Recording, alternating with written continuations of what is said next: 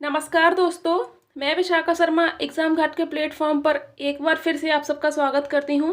हम महिला सुपरवाइज़र की सीरीज़ को कंटिन्यू कर रहे हैं, जिसमें हम बाल विकास वाला जो चौथा पार्ट है हमारा, शिशु की प्रारंभिक देखभाल एवं शिक्षा, पार्ट नंबर 4। तो इस पार्ट नंबर 4 को हम कंटिन्यू कर रहे हैं। इस पार्ट 4 में आज हम लर्निंग डिसेबिलिटीज़, क्या लर्निंग डिसेबिलिटीज़ मतलब अधिगम अक्षमता, आज इस पर चर्चा करने वाले हैं। इसके साथ ही समस्यात्मक बालक को भी इसमें इंक्लूड किया है। इसके पहले हम प्रीवियस ईयर क्वेश्चन से प्रारंभ करते हैं। आज का प्रीवियस ईयर क्वेश्चन क्या है? रिटार्डेड चाइल्ड लर्न डैश, मतलब मंद बालक हैं वो सीखते हैं विलंब से, तेजी से, तार्किकता से या उपरोक्त सभी से। तो प्रश्न सिंपल सा है कि मंद बालक है वो कैसे सीखेंगे? स्लो, है ना। तो मतलब विलंब से सीखते हैं। बाकी ऑप्शंस क्या है? क्विकली, लॉजिकली या ऑल ऑफ द अबव। तो इसका सही आंसर क्या होगा? स्लोली। जो मंद बालक है, जो रिटार्डेड चाइल्ड है, वो विलंब से सीखता है, धीमे सीखता है। अब मैंने आपको रिटार्डेड चाइल्ड के 3 टाइप बताए थे, आपको तीनों टाइप बताना कि कौन कौन से होते हैं रिटार्डेड चाइल्ड। इसके बाद नेक्स्ट क्वेश्चन की ओर चलते हैं। नेक्स्ट क्वेश्चन है special educator and schools are for, इसका मतलब है विशेष शिक्षाविद और स्कूल जो होते हैं, विशेष स्कूल, वो बालकों के लिए होते हैं। किस प्रकार के बालकों के लिए होते हैं? तो सामान्य बालक, विशिष्ट बालक, स्कूल बालक या उपरोक्त में से कोई नहीं। तो जब हमने इन पर चर्चा की थी तो हमने बोला था कि जो विशिष्ट बालक हैं, है ना, अब इन विशिष्ट बालकों के लिए कुछ अलग टाइप के स्कूल्स होते हैं। विशिष्ट बालक में सारे जो विशेष बालक होते हैं वो आ सकते हैं, है ना, मतलब प्रतिभावान बालक भी आ सकता है एक तरह से मैं बोलूँ तो। और इसमें पिछड़े बालक या मंद बुद्धि बालक भी आ सकते हैं, ठीक है। तो प्रतिभावान बालकों के लिए अपन ने एक कंसेप्ट पढ़ा था, नवोदय जैसे स्कूल होते हैं। और मंद बुद्धि बालकों के लिए इनको कस्टडी में भी रख सकते हैं, इनको ट्रेनिंग भी दी जाती है। तो इनके लिए कुछ कौशल से संबंधित स्कूल वगैरह होते हैं, अपन ने देखा था, ठीक है, कौशल पर ज़्यादा बल देते हैं। तो यहाँ पे जो सही आंसर होगा वो होगा विशिष्ट बालक, मतलब एक्सेप्शनल चिल्ड्रन, ठीक है। इसके बाद आगे बढ़ते हैं। नेक्स्ट है which among the following is a type of learning disability, मतलब इनमें से कौन सा एक अधिगम निशक्तता का प्रकार है, एक अधिगम अक्षमता है?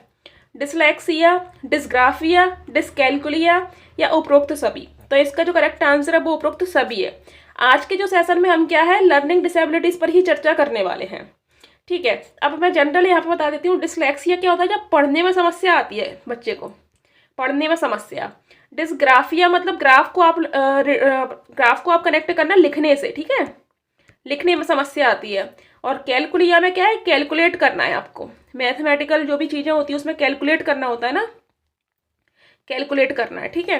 तो अभी हम इनको डिटेल में पढ़ेंगे। इसके बाद हम आज का जो टॉपिक है उसको स्टार्ट कर लेते हैं। जब मैं विशेष आवश्यकता वाले बच्चे पढ़ा रही थी तो समस्यात्मक बालक छूट गया था। समस्यात्मक बालक को पढ़ते हैं पहले। वे बालक जिनके व्यवहार से कोई असामान्य बात होती है, जिनके व्यवहार में कोई ना कोई असामान्य बात होती है जिसके कारण समस्या बन जाती है, ये बालक प्रॉब्लम क्रिएट करते हैं, प्रॉब्लमेटिक चाइल्ड हैं, तो कुछ ना कुछ समस्या उत्पन्न करेंगे, ठीक है। जैसे कि चोरी कर सकता है बालक, झूठ बोल सकता है, कक्षा में देर से आ सकता है, क्रोध कर सकता है, स्कूल से भाग सकता है। अब एक और बालक होते हैं अपराधी बालक, ठीक है। अब समस्यात्मक बालक में हम उनको इंक्लूड कर सकते हैं अपराधी बालक। अपराधी बालक क्या होगा? जो कि जो भी लॉज हैं उनका वायलेट करेगा, है ना, लॉज को वायलेट करेगा, मतलब कि जो भी नियम कानून है उनको तोड़ेगा, है ना, वायलेशन करेगा उनका, तो उसे बोलेंगे अपन अपराधी बालक, ठीक है। अब समस्यात्मक बालक कोई भी हो सकता है, ऐसा नहीं है कि एक प्रतिभावान बालक है वो समस्यात्मक बालक नहीं हो सकता। प्रतिभावान बालक है, IQ उसका 140 से ज़्यादा है, लेकिन कुछ ना कुछ वो ऐसी हरकत कर रहा है कक्षा में जिससे प्रॉब्लम क्रिएट हो रही है, तो वो भी समस्यात्मक बालक हो सकता है। यहाँ यही लिखा है कि एक मंद बुद्धि बालक, पिछड़ा बालक, प्रतिभाशाली बालक भी समस्यात्मक बालक हो सकता है, ठीक है। इसके बाद आगे देखते हैं। नेक्स्ट जो है वो अधिगम अक्षमता ही है और कठिनाई वाले बालक। अब अधिगम अक्षमता या कठिनाई वाले वाला क्या है? Learning disabilities. जो लर्निंग डिसेबिलिटी होती है, कुछ ना कुछ एक प्रॉब्लम क्रिएट रहती है उनके बिहेवियर में, मतलब कि एक पर्टिकुलर चीज़ उनसे नहीं आ रही है, एक से अधिक चीज़ें भी नहीं आ सकती हैं। जैसे किसी बालक को पढ़ने में समस्या है, किसी बालक को लिखने में समस्या है, किसी बालक को भाषा में समस्या है, मतलब वो अपने भावों को व्यक्त नहीं कर पा रहा है, वो उसे बोलने में समस्या है। तो ये सारी चीज़ें हैं। इस शब्द को सैमुअल किर्क ने दिया है। अधिगम अक्षमता का अर्थ वाक मतलब बोलना, भाषा मतलब कि वही भाषा संवाद करना, पठन मतलब पढ़ना, लेखन मतलब लिखना, या अंकगणितीय प्रक्रिया में से किसी एक या अधिक प्रक्रिया में विकृति से भी हो सकता है, ठीक है। कोई एक चीज़ नहीं आती है या एक से अधिक चीज़ भी बालक से नहीं आ सकती हैं। वे बालक जो पढ़ने, लिखने, मौखिक अभिव्यक्ति करने, शब्दों की वर्तनी, गणित, तर्क शक्ति समझने आदि में कमजोर होते हैं, अधिगम अक्षमता युक्त बालक कहलाते हैं। अधिगम अक्षमता युक्त बालक कहलाते हैं। इसके बाद हम आगे देखते हैं। अब यहाँ पे अपने को पढ़ना है एक एक से जो लर्निंग डिसेबिलिटीज हैं। पहली लर्निंग डिसेबिलिटी है डिसलेक्सिया। अब यहाँ पे जो लेक्सिया है इसको आप रिलेट करना रीडिंग से मेनली, ठीक है। डिसलेक्सिया में क्या होता है, रीडिंग डिसेबिलिटी होती है। अब यह एक पठन विकार है, मतलब रीडिंग डिसेबिलिटी है जो अक्षर, शब्दों और वाक्यों को पढ़ने में और समझने में कठिनाई उत्पन्न करती है। इसमें अक्षरों को छोड़ देने और उलटकर पढ़ने की समस्या रहती है। जैसे आपने देखा होगा कोई बच्चे 100 को वॉच पढ़ लेते हैं, ठीक है, तो ये क्या है, उलट कर पढ़ लेते हैं। जैसे अगर लिखा होगा राम तो वो कुछ बच्चे इसको रम भी पढ़ सकते हैं, क्योंकि उनको क्या है कि यहाँ पे जो स्वर वगैरह हैं उनको ड्रॉप कर करके पढ़ने की आदत होती है। तो ऐसी समस्या रहती है डिसलेक्सिया में, मतलब पढ़ने से संबंधित समस्या। इसके बाद हम आगे देखते हैं। नेक्स्ट है डिसग्राफिया। अब ग्राफ को कनेक्ट किससे करना है, मैंने वहाँ भी बताया था, ग्राफ मतलब राइटिंग, ठीक है। अपन राइटिंग करते हैं, ग्राफ पेपर पर कुछ कुछ लिखते हैं, तो ग्राफ मतलब राइटिंग डिसेबिलिटी है, मतलब लिखने में समस्या है। जैसे आपने देखा होगा कुछ बच्चे डी को बी बना देते हैं, 100 को वॉज लिख देते हैं, तो ये भी क्या है, एक तरह से डिसग्राफिया के ही सिम्टम्स हैं। बालक को लिखने में कठिनाई होती है, वह वर्तनी को लिखने में गलती करता है, गलती लिखता भी है। जैसे सपोज करो कि सी है, ठीक है, तो सी तो छोड़ो, जैसे TWO2 है तो कुछ बच्चे 2 भी लिख देते हैं। तो ये एक तरह से डिसग्राफिया की प्रॉब्लम है कि समान ध्वनि वाली चीज़ों को कुछ की जगह कुछ स्पेलिंग्स लिख देना, है ना, लिखने में गलती करना, खराब लिखावट और अपने शब्दों को कागज पर ठीक से नहीं उकेर पाना, इसे क्या बोलते हैं हम, डिसग्राफिया, ठीक है। अब नेक्स्ट है डिसकैलकुलिया। कुछ बच्चों को कैलकुलेशन में बहुत प्रॉब्लम होती है। कुछ बच्चे कैसे होते हैं, जैसे सपोज करो कि माइनस करने दिया आपने 5 और 2 कुछ ऐसा दिया है ना, तो हो सकता है उनने यहाँ पे तो 6 कर दिया, अब इसको ऐड करके लिख दिया। यहाँ तक आते आते वो इस चीज़ को भूल ही गए कि हम सब्ट्रैक्शन कर रहे थे, या कुछ अलग चीज़ें कर दी, है ना, इन दोनों को ऐड करके यहाँ लिख लिया, इन दोनों को इधर लिख दिया। तो ये सारी चीज़ें क्या है, डिसकैलकुलिया, कैलकुलेशन में प्रॉब्लम है उनको। इसमें क्या है, अंकगणित सीखने, संख्या को समझने और गणितीय गणना करने में समस्या रहती है, कठिनाई रहती है, जैसे हम बोलते हैं डिसकैलकुलिया। नेक्स्ट क्या है, डिसमॉर्फिया।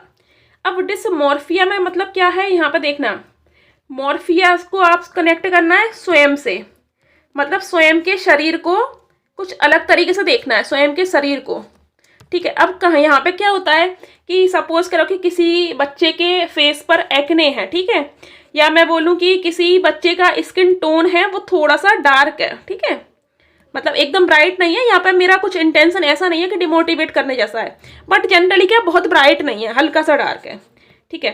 अब वो बच्चा इस चीज़ को लेकर इतना मिरर देखेगा, इतना प्रॉब्लम क्रिएट करेगा कि उसे उसका कॉन्फिडेंस लो लगने लगेगा, उसे लगेगा कि नहीं ये तो बहुत बुरी चीज़ है, ये मेरे साथ ही क्यों है, ऐसा वैसा, मतलब बहुत ज़्यादा ओवर थिंकिंग। तो वो किसका शिकार हो गया, डिसमॉर्फिया का। इसमें व्यक्ति अपने शरीर की छवि को विकृत रूप से देखता है। जनरली ऐसा कुछ है भी नहीं है, लेकिन वो क्या है, उसको देखेगा ऐसे, उसे प्रतीत होता है कि उसके शरीर के किसी हिस्से में विकृति है, जिससे वह सामान्य से बहुत अधिक गंभीर मानता है। इस विकृति को भी बहुत अधिक गंभीर मान लेता है। किसी के फुंसियाँ हो जाती हैं, जनरली टीनेज में हम देखते हैं। अब उस एज में बच्चे क्या करते हैं, फेस देखते रहते हैं, दर्पण में देखते जाएंगे, तो वो क्या है, डिसमॉर्फिया हो गया एक तरह से, ठीक है। इसके बाद हम आगे देखते हैं। नेक्स्ट है डिस्फेजिया या अफेजिया। अब फेज मतलब है यहाँ पे कम्युनिकेट, मतलब संचार करना है आपको, ठीक है, कम्युनिकेट से रिलेट करना है, डिस्फेजिया। अब डिस्फेजिया में बच्चा संचार नहीं कर पाता है, वो अपने बातों को एक्सप्रेस नहीं कर पाता है और दूसरे क्या बोल रहे हैं उसको भी समझ नहीं पाता है, ठीक है, संचार को समझने में समस्या है उसे। तो इसमें क्या होगा, वो लिखी मतलब कहीं पर कुछ चीज़ें लिखी होंगी उनको और बोलने वाली भाषा को समझ नहीं पाएगा। क्लियर है, बहुत माइन्यूट डिफरेंस है, लेकिन आप अगर कनेक्ट करके पढ़ोगे तो सारी चीज़ें क्लियर रहेंगी। तो डिस्फेजिया में ऐसा हो जाता है। नेक्स्ट क्या है, नेक्स्ट है डिस्प्रैक्सिया। डिस्प्रैक्सिया, प्रैक्सिया को मतलब है यहाँ पे लोकोमोटर। लोकोमोटर जैसे मैंने बताया था, लोकोमोटर स्किल्स रहती हैं अपनी। तो लोकोमोटर स्किल्स क्या है, शारीरिक गतिविधियां, जो भी चलना फिरना, जो सभी गतिविधियां होती हैं उनमें प्रॉब्लम होती है बच्चे को। तो इसमें बालक को शारीरिक गतिविधियों में गामक कौशल और समन्वय करने में, कोऑर्डिनेशन करने में दिक्कत आती है ना, तो उसे बोलते हैं अपन डिस्प्रैक्सिया। तो अब लोकोमोटर में भी मैंने आपको बताया था, एक होती है मैक्रो और एक होती है माइक्रो। तो मैक्रो में जनरल जो बड़ी बड़ी चीज़ें जैसे कि कूदना, दौड़ना, ये सब मैक्रो में आती थी। और माइक्रो में क्या आएंगी, जैसे कि सपोज करो ड्राइंग करना है ना, कोई पिक्चर ड्रॉ करनी है, या कुछ भी जो छोटे छोटे हस्त कौशल होते हैं, राइटिंग करनी है, तो ये सारी आएंगी अपनी माइक्रो में। तो इन सारी चीज़ों में उसका कोऑर्डिनेशन अच्छे से नहीं बैठ पाता, समन्वय नहीं हो पाता है, उसे हम बोलते हैं डिस्प्रैक्सिया। ठीक है, नेक्स्ट है डिसमीथिया। डिसमीथिया में क्या है, बच्चा लगातार तनाव की स्थिति में रहता है। डिसमीथिया मतलब कि एक तरह से, मीथिया मतलब टेंशन। ठीक है, जैसे बड़े लोग रहते हैं टेंशन में रहते हैं, वैसे ही छोटे बच्चे भी रहते हैं। इसमें बालक लगातार तनाव की स्थिति में रहता है, जिसे सामान्य अवसाद की स्थिति भी कहते हैं। अवसाद मतलब एक तरह से मैं बोलूँ तो डिप्रेशन, मतलब हल्का सा डिप्रेस्ड रहता है बच्चा। ठीक है, उसे हम बोलते हैं डिसमीथिया। इसके बाद हम आगे देखते हैं, नेक्स्ट क्या है, ADHD। ADHD का फुल फॉर्म क्या है, attention deficit hyper active disorder. मतलब क्या है, बच्चा बहुत अधिक अटेंटिव नहीं हो पाता है ना, वो ध्यान केंद्रित नहीं कर पाता है, इसमें हाइपर एक्टिव होता है, बहुत ज़्यादा हाइपर एक्टिव। सपोज कर रहा है, वो पढ़ रहा है, अभी 1 मिनट में उठ जाएगा, जंपिंग करने लगेगा, खेलने लगेगा, है ना, फिर दूसरे पल ही वो वापस से कुछ लिखने लगेगा, फिर इधर उधर देखने लगेगा। तो कुछ बच्चे होते हैं हाइपर एक्टिव होते हैं, तो उसका मतलब क्या है, वो ADHD से प्रभावित हैं। इसमें बालक अत्यधिक सक्रिय होता है, किसी एक कार्य पर अपना ध्यान केंद्रित नहीं कर पाता है। इन अटेंशन मतलब ध्यान केंद्रित नहीं होगा, हाइपर एक्टिव रहेगा, और इम्पल्सिव मतलब भ्रम की स्थिति में रहता है कि ये करना है, फिर ये करना है, फिर ये करना है, ऐसा ऐसा। ठीक है, तो उसे बोलते हैं हम ADHD। नेक्स्ट क्या है, साइकोसिस। साइकोसिस में क्या है, ये मतलब कि मतलब बालक विकार भी बोल सकते हैं, और जनरली वयस्कों में भी देखी जाती है कि क्या है, साइकोसिस की परेशानी ऐसी होती है, उसमें व्यक्ति को भ्रम रहता है, मति भ्रम, और असामान्य विचार रहते हैं। उसको क्या है, ऐसा लगेगा कि कहीं से कुछ आवाज़ें आ रही हैं, है ना, कुछ दिख रहा है उसको, है ना, कोई इमेज दिख रही है, दूसरों को नहीं दिखेगी, कोई इमेज दिखेगी। वो कुछ कुछ है ना काल्पनिक विचार करते रहेगा, काल्पनिक विचार करेगा। सपोज करो कि किसी के खिलाफ साजिश करता रहेगा, मनगढ़ंत, जिसका कहीं से कहीं तक जो वास्तविक चीज़ों से कोई लेना देना नहीं है, ऐसी चीज़ें वो साइकोसिस की समस्या के चलते करता है। तो ये हो गया साइकोसिस। ठीक है, इस तरह से हमने क्या क्या देखा, एक बार हम रिवाइज कर लेते हैं। एक देखा है डिसलेक्सिया, एक देखा है डिसग्राफिया, एक देखा है डिसकैलकुलिया, ठीक है, एक देखा है हमने डिसप्रैक्सिया, मैं कीवर्ड्स लिखूंगी बस। इसके बाद एक देखा है अफेजिया या डिस्फेजिया, फिर हमने क्या देखा है, एक देखा है ADHD, एक ये साइकोसिस देख ही रहे हैं। इसके अलावा क्या बचा है, एक बार वापस से रिवर्स में जाके देख लेते हैं, डिसमीथिया और डिसमॉर्फिया। ठीक है, डिसमीथिया और मॉर्फिया। तो सबका मतलब क्या है, डिसलेक्सिया में क्या होता है, रीडिंग डिसेबिलिटी है। ये कौन सी डिसेबिलिटी है, रीडिंग डिसेबिलिटी, मतलब क्या है, बच्चे को पढ़ने में दिक्कत होगी, रीड करने में। डिसग्राफिया में क्या है, राइटिंग डिसेबिलिटी थी। कैलकुलिया में कैलकुलेट नहीं कर पाएंगे हम, मतलब गणती है। डिसप्रैक्सिया में लोकोमोटर, मतलब कि जो शारीरिक गतिविधि हैं उनसे संबंधित है। डिसफेजिया में भाषा नहीं समझ पाएगा बच्चा, है ना, तो संचार नहीं कर पाएगा एक तरह से भाषा समझने में। उसके बाद ADHD में हाइपर एक्टिव होगा, उसके बाद डिसमीथिया, इसमें क्या होता है कि बच्चा डिप्रेस्ड रहता है, कैसा, डिप्रेस्ड। ठीक है, डिप्रेशन का शिकार है। और एक और डिसमॉर्फिया में क्या होता है, उसको शारीरिक भ्रम रहता है, अपने शरीर में ही कोई ऐसा लगेगा, शारीरिक भ्रम की स्थिति, क्या मेरे शरीर में ये विकृति है, इसके चलते ऐसा नहीं हो पाएगा और मैं बहुत खराब दिखता हूँ, ऐसा वैसा। ठीक है, तो इस तरह से हमने क्या है, लर्निंग डिसेबिलिटीज़ को पूरा अच्छे से एक बार देख लिया है। इसके बाद हम कुछ क्वेश्चंस करते हैं। तो फर्स्ट क्वेश्चन है, a mild form of emotional disturbance. अब मतलब कि भावनात्मक व्यवधान का एक हल्का सा स्वरूप कौन सा है।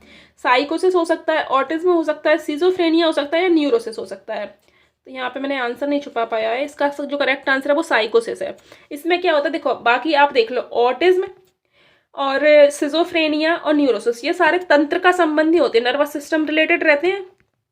ठीक है, अब यहाँ पे साइकोसिस में क्या होता है, साइकोसिस अभी मैंने बताया था कि यहाँ पे इस तरह की विकृति है कि बच्चा सोचता, मतलब कोई भी व्यक्ति सोचता है कि कुछ आवाज़ आ रही है, कोई साउंड आ रहा है, कुछ उन्हें इमेज दिख रही है ना। तो ये सारी जो साइकोलॉजी होती है वो साइकोसिस में होती है। इसके बाद क्या है नेक्स्ट, हाँ इसका आंसर आप लोगों को बताना है। निम्न में से कौन एक विशिष्ट अधिगम अक्षमता का उदाहरण है? इसमें से कौन सा एक लर्निंग डिसेबिलिटी है? मेंटल रिटार्डेशन, एडीएसडी, डिसलेक्सिया या ऑटिस्टिक स्पेक्ट्रम डिसऑर्डर। ठीक है, तो इसका करेक्ट आंसर आप कमेंट बॉक्स में देंगे। नेक्स्ट क्या है? Early childhood learn through. अब ये क्या है, ये मुझे आपको बताना है। ठीक है, प्रारंभिक अवस्था में बच्चा सीखता है, जो इनिशियल स्टेज होती है उसमें बच्चा कैसे सीखता है। तो हमने देखा था कि जब बच्चा बिल्कुल छोटा होता है, जब वो स्टार्ट ही होता है 0 से 2 वर्ष की अवस्था में, तो वो इमिटेशन करता है, मतलब अनुकरण करता है, नकल करता है। ये तो ठीक है। इससे भी ज़्यादा करेक्ट आंसर क्या होगा? वो सूझ से सीखता है। सूझ या इनसाइट्स का मतलब क्या होता है कि परिस्थिति के अनुसार वो चीज़ें सीखता जाता है। ठीक है, मतलब उसके चारों तरफ जो पर्यावरण है, पारिस्थिति है, एक तरह से परिस्थिति को यहाँ से कनेक्ट करो, पारिस्थिति, एक्चुअल में पारिस्थिति है वो। तो जो आसपास का जो पर्यावरण या परिस्थिति है उसके अनुरूप वो चीज़ें सीखता है। ठीक है, जैसे कि क्या है कि अब वो धीमे धीमे थोड़ा थोड़ा बड़ा हो रहा है, अब वो कहीं हवा चल रही है या फिर उसे सर्दी सी लग रही है तो वो खुद को कवर करेगा। तो उसने ये चीज़ सीखी कि जब हवाएं चलती हैं या कुछ भी होता है तो हमें किसी चीज़ से खुद को ढकना होता है। वो चीज़ उसने सीखी। और कोई चीज़ दूर रखी हुई है तो वो खिसक खिसक कर वहाँ तक जाता है, उसको उठाता है। तो ये भी तो परिस्थिति के अनुसार वो चीज़ें सीख रहा है। उसे बोलते हैं अपन इंसाइट या सूझ का सिद्धांत। ये सिद्धांत दिया किसने था, एक बार देख लेते हैं। ये सिद्धांत दिया है कोहलर ने, कोफा एंड वर्दाइमर। ठीक है, वर्दाइमर, इन लोगों ने मिलकर के ये सिद्धांत दिया है। ये सीखने के सिद्धांत हैं एक्चुअल में। जब अपन सीखने के सिद्धांत पढ़ते हैं डिटेल में तो अपन इन सिद्धांतों को पढ़ते हैं। एक बार मैं आपको ना मतलब ऐसा ही ओरली या फिर इन शॉर्ट आपको ये सब एक्सप्लेन कर दूंगी कि कौन कौन से सिद्धांत सीखने के सिद्धांत हो सकते हैं और क्या क्या चीज़ें यहाँ से बनती हैं प्रश्न के तौर पर। ठीक है, तो इस तरह से हमने सेशन को कंप्लीट किया है। आप लगातार चैनल से जुड़े रहें, आपको लगातार बहुत अच्छा अच्छा कंटेंट मिलता रहेगा। और लाइक करें, सब्सक्राइब करें, शेयर करें। Thank you.